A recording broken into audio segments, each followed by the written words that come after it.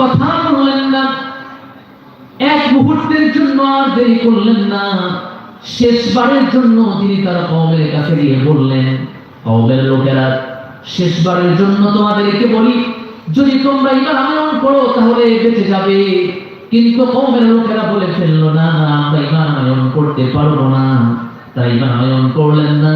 সাইয়েদনা ইউনূস আলাইহিস সালাম বলে ফেললেন, 3 দিনের ভিতরে এলাকায় গজব নামবে। কয় দিনের ভিতর? 3 দিনের ভিতরে গজব নেমে পড়বে। তিনি চলে গেলেন। সেখান থেকে বের হওয়ার পরে নিরহ শহর থেকে যখন চলে গেলেন, সবাই চিন্তা ভাবনা করলো, যেহেতু নবীরা যা বলে সব কি কথা বলে? সত্য কথা বলে। নবীরা যা বলে সব কি কথা বলে? সত্য কথা বলে। নবীরা যা বলে সত্য কথা বলে।